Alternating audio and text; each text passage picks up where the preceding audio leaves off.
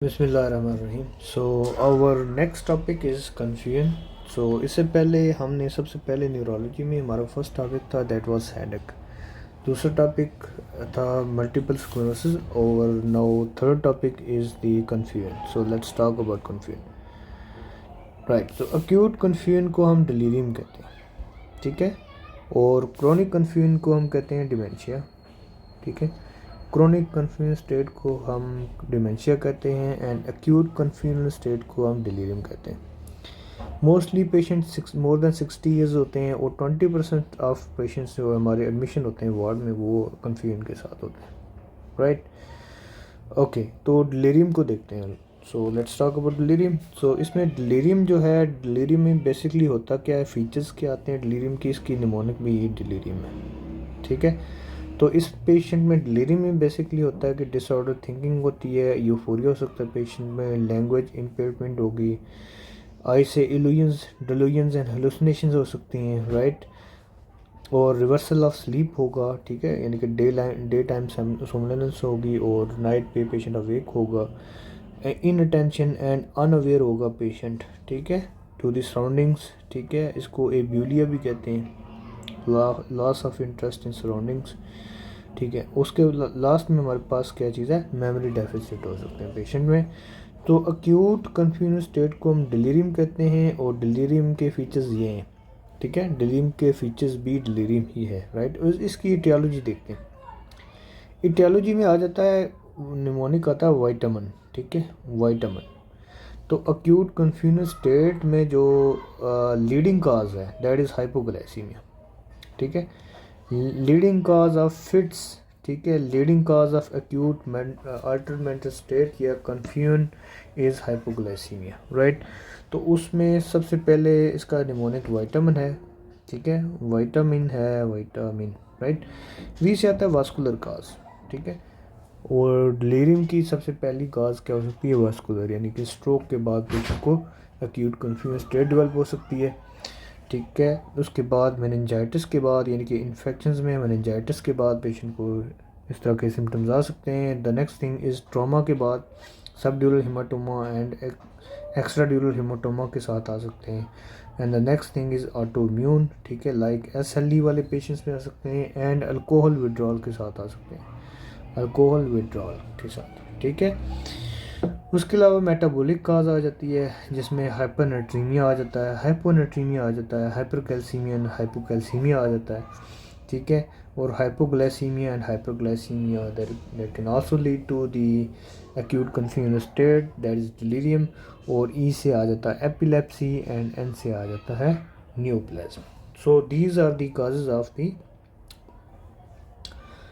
Acute confusion state, जिसको हम क्या, कौन सा निमोनिक है इसका, वाइटामिन, ठीक है, right. So okay, next page पे दे जाते हैं, ठीक है। और क्रोनिक कन्फ्यूजन स्टेट को हम कहते हैं डिमेंशिया कहते हैं, ठीक है। और इसकी दो टाइप्स हैं, रिवर्सिबल भी हो सकता है एंड इरिवर्सिबल हो सकता है। Reversible like patient Cushing syndrome वाले पेशेंट्स में, लाइक हाइपोथायराइडिज्म वाले पेशेंट्स में। इसकी नेक्स्ट पेज पे देखते हैं काजेज फर्दर। और इरिवर्सिबल काजेज लाइक जो अल्जाइमर डिजीज़ वाले पेशेंट में, लिवी बॉडी डिमेंशिया, ठीक है। और बाकी सारी हम काजेज नेक्स्ट पेज पे देखते हैं, ठीक है। सो लेट्स पहले इसको हम एक्यूट कन्फ्यूजन स्टेट को हम देखते हैं कैसे ट्रीट कैसे करना है। तो इसकी काज जो थी ना, डिलीरियम की काज जो थी, एक्यूट कन्फ्यूजन स्टेट की काज जो थी वो निमोनिक था वाइटामिन, ठीक है, राइट। और अल्कोहल विड्रॉल की वजह से जो फीचर्स आते हैं उनको हम डिलीरियम ट्रेमेंस कहते हैं, ठीक है। और इसकी ट्रीटमेंट हमने देनी है IV डायज़ेपाम, ठीक है। और बेंजोडायज़ेपिन अगर पेशेंट या बारबिटूरेट्स वगैरह कोई ले रहा था उसकी वजह से भी उसके विड्रॉल फीचर्स भी आ सकते हैं, ठीक है। और उसकी वजह से भी पेशेंट में एक्यूट कन्फ्यूजन स्टेट डेवलप हो सकती है। अब इन्वेस्टिगेशन में हमने सबसे पहले ब्लड शुगर लेवल चेक करना है। अगर ये नॉर्मल आता है then we can go for the CBC। उसमें हम देखना चाहेंगे, हम इन्फेक्शंस वगैरह को देखना चाहेंगे, LFTs RFTs को हम देखेंगे कहीं मेटाबॉलिक काज तो नहीं है, ठीक है, पेशेंट हेपेटिक इनकैफ या यूरेमिक इनकैफ में तो नहीं है।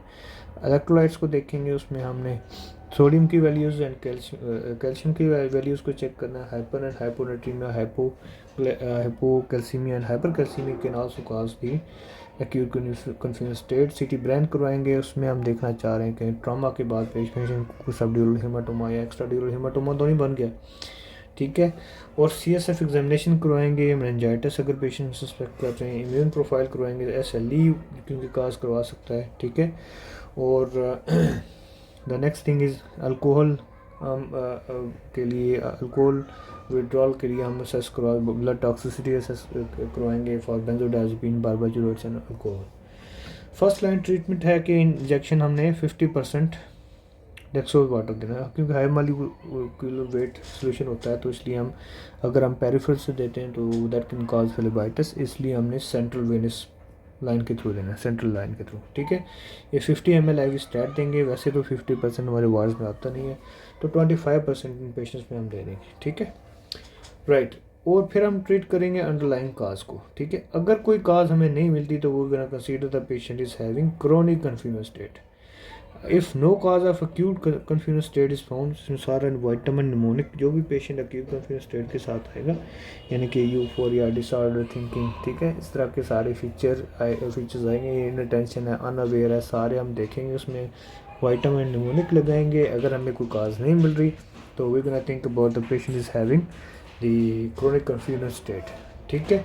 और क्रोनिक कन्फ्यूजन स्टेट को हम डिमेंशिया कहते हैं, right? So dementia is basically a progressive decline in cognitive function and intellect along with memory loss। इसमें memory loss भी होता है, ठीक है। cognitive function और intellect तो डिक्लाइन होता है, लेकिन साथ में memory loss भी होता है, ठीक है। तो इसकी काजेज़ को हम पहले ही हम थोड़ा सा देख चुके हैं कि इसमें रिवर्सिबल एंड इरिवर्सिबल में हम डिवाइड करते हैं, ठीक है। रिवर्सिबल काजेज़ में आ जाता है कौन सी, हाइपोथायराइडिज्म, ठीक है।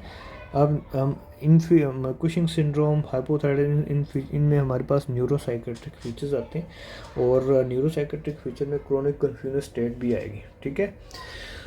तो हम क्या करवाएंगे, हाइपोथायराइडिज्म के लिए हम लैब्स करवाएंगे, ठीक है, फ्री T3 फ्री T4 करवाएंगे, TSH लेवल्स करवाएंगे, ठीक है। कुशिंग सिंड्रोम के लिए सीरम कॉर्टिसोल लेवल करवाएंगे अर्ली मॉर्निंग 9 AM पे, ठीक है।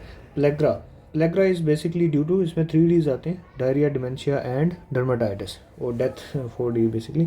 सो diarrhoea, dementia and that is because of vitamin B3 deficiency, जिसको हम निकोटीनिक एसिड भी कहते हैं। उसके अलावा जो है ना, next thing is vitamin B1, B6 and B9 deficiency can also cause the dementia. उसके reversible cause of the chronic confusion state, ठीक है। उसके अलावा HIV है, और the next thing is the neurosyphilis, ठीक है। न्यूरोसिफिलिस भी हमारे पास काज करती है। रिवर्सिबल काज कुछ नेक्स्ट पेज पे भी हैं, लेट्स टॉक अबाउट दोज, ठीक है। इसमें हमारे पास न्यूरोसिस्टिक सर्कोसिस आ जाता है, न्यूरोसिस्टिक सर्कोसिस, ठीक है, ये आ जाता है। उसके अलावा विपल डिजीज़ जो कि ट्रोफायरिमिया बैक्टीरिया से होती है, ठीक है, जो कि मैक्रोफेज ऑफ गट को इफेक्ट करता है। उसके अलावा subdural, chronic subdural, acute subdural जो है ना वो एक्यूट करवाएगा, काज कराएगा क्या चीज़, कन्फ्यूजन स्टेट, ठीक है, जिसको हम डिलीरियम कहते हैं। जो क्रोनिक सबड्यूरल हेमाटोमा, ठीक है, that is going cause the features of dementia, right, okay. उसके अलावा ब्रेन ट्यूमर एंड SOL, ठीक है, ये सारी की सारी क्या चीज़ें रिवर्सिबल काज है, ठीक है, को हम ट्रीट करेंगे तो पेशेंट की जो क्रोनिक कन्फ्यूजन स्टेट है वो रिवर्ट हो सकती है, ठीक है, डिमेंशिया रिवर्ट हो सकता है। अब देखते हैं जो इरिवर्सिबल काजेज़ हैं, ठीक है, वो कौन कौन सी हैं।